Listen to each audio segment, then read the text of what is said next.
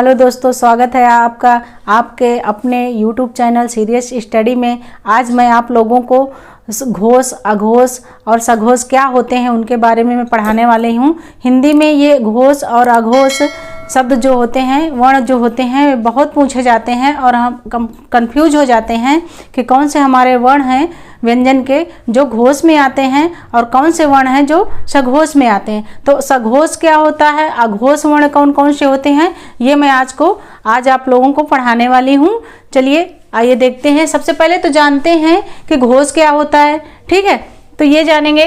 तो घोष का अर्थ होता है स्वर यंत्रियों में ध्वनि का कंपन ही घोष होता है। इन्हें दो भागों में बांटा गया है। पहला कौन सा भाग है, अघोष है, और दूसरा भाग है हमारा सघोष। तो कहने का तात्पर्य यह है कि घोष वो होते हैं जब हिंदी भाषा में व्यंजन होते हैं, वर्ण और स्वर होते हैं। ठीक है, तो कौन से ऐसे व्यंजन वर्ण होते हैं जिनको बोलते समय हमारे स्वर यंत्र से, ठीक है, वर्ण बोलते हैं तो वो जो है कंपन के रूप में पैदा होता है। ठीक है, तो वो कंपन जो पैदा करते हैं तो उसमें दो प्रकार का होता है। एक वर्ण ऐसे आते हैं जो सघोष हो जाता है और एक वर्ण ऐसे आते हैं जो अघोष में आ जाता है। तो चलिए हम देखते हैं सबसे पहले कि अघोष क्या होता है। अघोष हर वर्ग का प्रथम और द्वितीय व्यंजन एवं 3 ऊष्म व्यंजन अघोष व्यंजन कहलाते हैं। कहने का तात्पर्य है कि अघोष वर्ण वो होते हैं जो व्यंजन के, जैसे कि हमारे व्यंजन में आपके 5 वर्ग होते हैं, का वर्ग, चा वर्ग, टा वर्ग, ता वर्ग और पा वर्ग। ठीक है, तो इसमें क्या होता है कि जो 5 आपका का वर्ग है तो उसमें कितने वर्ण आ गए, 5 आ गए, का, खा, गा, घा, अंगा। तो इसमें कहने का मतलब ये है कि प्रथम वर्ग आपका व्यंजन का प्रथम और द्वितीय। तो प्रथम कौन सा आपका हो जाएगा, जैसे कि इसमें का वर्ग में हो गया, आपका उदाहरण लेते हैं हम कि का वर्ग में आपका हो गया का, खा, गा, घा, अंगा। ठीक है, तो पहला वर्ण, दूसरा, तीसरा, चौथा, पांचवा। तो अब इसमें कह रहा है कि प्रथम ये है, ठीक है, और द्वितीय ये है। ठीक, तो प्रथम में पहले हम चेक करेंगे कौन सा होगा, तो प्रथम हमारा का हो जाएगा। ठीक है, और द्वितीय कौन सा हो जाएगा, तो द्वितीय में हमारा खा हो जाएगा। ठीक है, तो इसी तरह हमारे जितने भी वर्ग आएंगे तो उन वर्गों में प्रथम कौन सा है ये हम चेक कर लेंगे। सबसे पहले तो चा वर्ग देखेंगे, चा वर्ग में हमारा क्या आ जाएगा, ये चा आ जाएगा। और दूसरा हम यहाँ पे देखते हैं कि दूसरा बता रहा है जा रहा है इसमें, तो दूसरा हमारा क्या हो जाएगा, ये छा हो जाएगा। ठीक है, उसी प्रकार जब हम टा वर्ग को देखेंगे टा वर्ग में, तो टा वर्ग में भी हमारे पहला आ जाएगा टा और दूसरा आ जाएगा ठा। तो इसी प्रकार अगला वर्ग जो हमारा आता है ता वर्ग आता है, तो ता वर्ग में हम देखेंगे कि ता और था हो जाएगा। उसी तरह पा वर्ग में पा और फा हो जाएगा। तो हम जो है इसको इस तरह एक बना लेते हैं, इसको एक पूरा ऐसे कि पहला और दूसरा ये हमारे क्या हो जाएंगे, ये अघोष हो जाएंगे। अघोष वर्ण हो जाएंगे जो ये आएंगे। तो 5 वर्ग हैं हमारे, इन 5 वर्गों में, ठीक है, तो ये क्या हो गए, कितने हो गए, अब इनको हम काउंट कर लेते हैं कि 1 2 3 4 5 6 7 8 9 10। ठीक है, तो 10 हमारे ये हो गए और 3 हमारे इसमें ऊष्म व्यंजन भी आते हैं।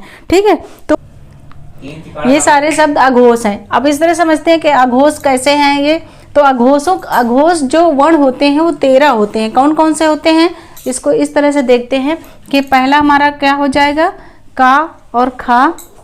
ठीक है, पहला हमारा का खा हो जाएगा, ये दोनों हो गए, क्या हो गए, अघोष हो गए। क्योंकि का और खा जब हम बोलते हैं, ये का वर्ग में 5 वर्ण होते हैं और जब हम का और खा बोलते हैं तो इसमें कोई कंपन नहीं होता है बोलने में। ठीक है, स्वर यंत्र में हमारे कोई बोलने में आवाज़ में कंपन नहीं होता है। तो यानी जिन वर्णों को बोलने में कोई कंपन नहीं होता है उन्हें अघोष वर्ण कहा जाता है। ठीक है, तो अघोष वर्ण 13 होते हैं। पहला का, खा, दूसरा, तीसरा चा, और चौथा आपका हो गया छा, पांचवा आपका हो गया टा, और छठा हो गया ठा, सातवां आपका हो गया ता, और 8वां हो गया था। ठीक है, और 9 हो गया आपका चा, ठीक, और 10 हो गया आपका फा। इसके अलावा ये तो हमारे व्यंजन हो गए, इसके अलावा ऊष्म व्यंजन भी हमारे 3 इसमें आते हैं अघोष में। वो कौन कौन से आते हैं? तो सा, खा, शा। ठीक है, अब इस चीज को ध्यान रखना है कि अघोष वर्ण की संख्या 13 होती है।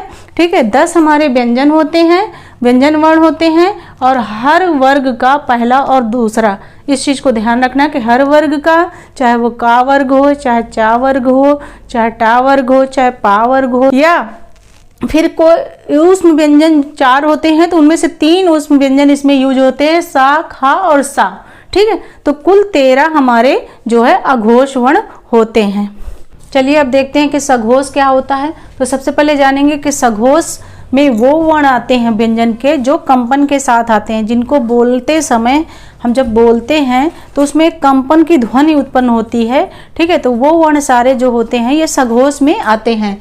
तो प्रत्येक वर्ग का तीसरा, चौथा, पांचवा वर्ण सघोष में आता है, और समस्त अंतस्थ व्यंजन जैसे या, रा, ला, वा भी सघोष में आते हैं, और इसके साथ ही हा भी आपका सघोष में आता है। उदाहरण के लिए जैसे कि का वर्ग है तो का वर्ग में 5 वर्ण होते हैं, 5 वर्ण होते हैं। कौन कौन से होते हैं? का, खा, गा, घा, अंगा। ठीक है, तो ये 5 होते हैं। तो इसमें क्या कहा गया कि सघोष में ये कहा गया कि प्रत्येक वर्ग का तीसरा, चौथा और पांचवा जो वर्ण होता है वो हमारा क्या होता है? वो हमारा सघोष होता है। तो इसको ऐसे हम देखते हैं कि अब आपका पहला हो गया, दूसरा, तीसरा, चौथा, पांचवा। तो इसमें क्या कहा जा रहा है कि तीसरा, चौथा और आपका पांचवा। तो तीसरा हमारा क्या हो गया? ये गा हो गया, और चौथा क्या हो गया? तो ये घा, और पांचवा क्या हो गया? तो ये हमारा गा, अंगा हो गया। ठीक है, तो ये 3 हो गए। तो ये तीनों हमारे क्या हो जाएंगे? सघोष वर्ण कहलाएंगे। ठीक है, और एक एग्जांपल देते हैं हम।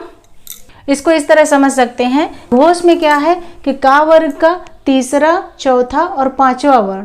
ठीक है, तो फिर क्या हो गया? चा वर्ग का तीसरा और चौथा और पांचवा वर्ग। इसी प्रकार टा वर्ग में, ठीक है, तीसरा, चौथा, पांचवा, तो हमारा डा, ढा, अड़ा हो जाएगा। और ता वर्ग में हमारा जो हो जाएगा तो ता, दा और धा ना हो जाएगा। पा वर्ग में हमारा हो जाएगा तो फा, बा, भा और मा हो जाएगा। तो इस प्रकार ये सारे जो है हमारे क्या हो जाएंगे? ये सारे हमारे सघोष वर्ण है।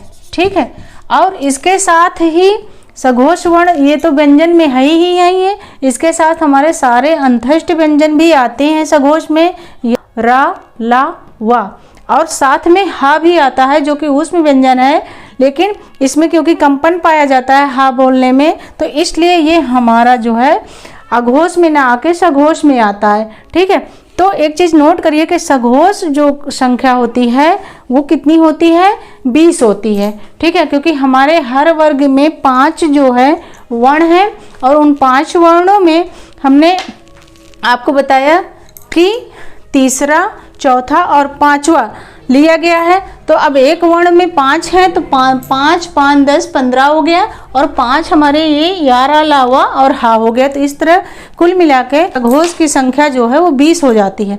तो इस तरह बहुत ही आसान ट्रिक है आपको समझने के लिए, इसको पढ़ने के लिए, और मैं कोशिश करती हूँ कि आप लोगों को समझ में आया होगा। आप वीडियो को बार बार देखिए जिससे आप लोगों को अच्छी तरह से समझ में आ जाए, तो आपका सघोष और अघोष कभी गलत नहीं हो सकता। आप वर्णों को पहचानिए कि कौन से वर्ण हैं जो कंपन के साथ आते हैं, और जो कंपन के साथ आते हैं वो सघोष होते हैं, जो कंपन के बिना आते हैं वो अघोष होते हैं। तो इस तरह आपको सघोष और अघोष पहचानने में बिल्कुल मुश्किल नहीं होगी। आप वीडियो को बार बार देखिए और इसको समझिए कि कितना आसान तरीके से आपको ये समझ में आ जाएगा।